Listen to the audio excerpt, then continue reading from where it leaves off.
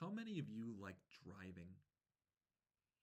Driving is fun, but for the longest time, I didn't like driving. When I was in school for uh, uh, the teaching cadet program when I was in high school, I was old enough to get my learner's permit, and I was always asked, "Do you want to practice driving?" My family would say, "We can help you." My friend would say, "We got you." But I just didn't want to drive in high school. And there are many reasons for this.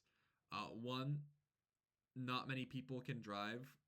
People are on their phones, and they're at the time Pokemon Go was big, so people were, crashing while playing Pokemon Go. Another reason was at the time I lived in a very mountainous area, so there were a lot of mountains, like a great deal of mountains. And it didn't help that the safety rails were sometimes a suggestion. Sometimes there were some, sometimes there were not. So I just didn't want to take the chance of just driving off a cliff into oblivion. This is not Mario Kart. If I drive off the road, that's it. So I didn't choose to drive. My family would drive me. So when I was in the teaching cadet program, they would have me teach at a school. So either my mother or a friend of mine would drive me to the school to teach, and this would be either in the morning or in the afternoon, depended on scheduling. You may be asking why I'm talking about driving.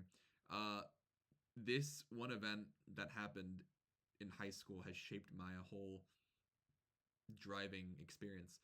So, uh, I need help getting to one of my schools for my cadet program, and my friend goes, "Hey, I'll drive you. It's cool." I go, "Sweet." So we get in their car. It's right after lunch. And the school we're driving to is like 10 minutes away. So we're driving.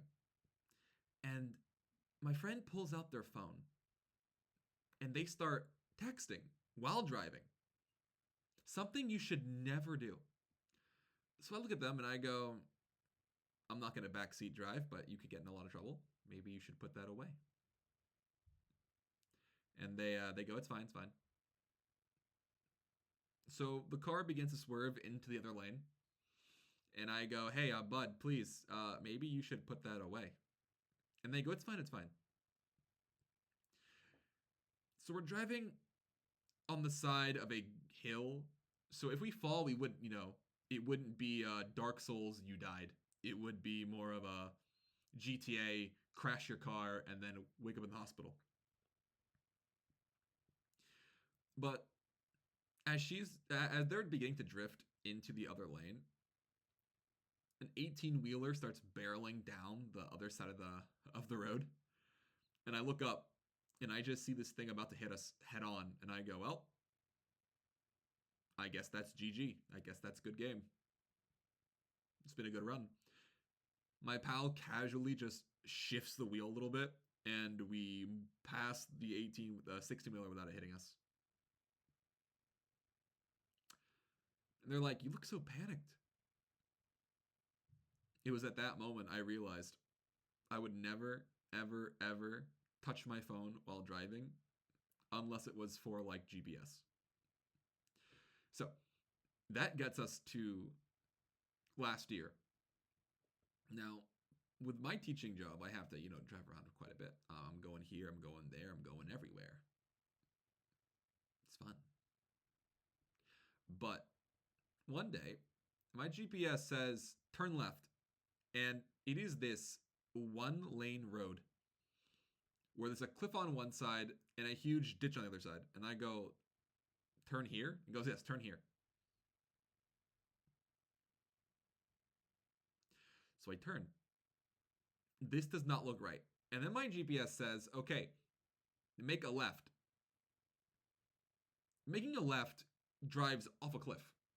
So at this point, I realize my GPS is wrong. Let me fix it.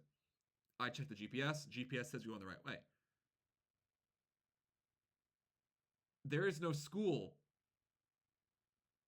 in the center of the mountain. Siri is trying to kill me.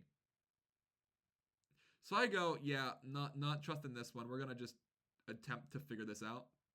So I try to make a U-turn or reverse, and I can't. Road's too narrow. So I have to go up and hope that there's a point I can turn around. I fall into a ditch. I fall into a ditch. So I'm freaking out. I call my family, my company, and they're like, "Oh, you'll be fine." 2 hours go by. They fix they get me out the hole. We move on with life. From that day onward, driving has been a nightmare for me. I am constantly checking everything. I drive slow if there are ditches everywhere. I am a very panicked driver. All because I fell in a hole. The moral of the story, if you ever live in a foreign country and you are told about something called a gaijin trap, just make sure you're not too close to the left, but also close enough that you're not messing up traffic. My poor car was damaged beyond repair.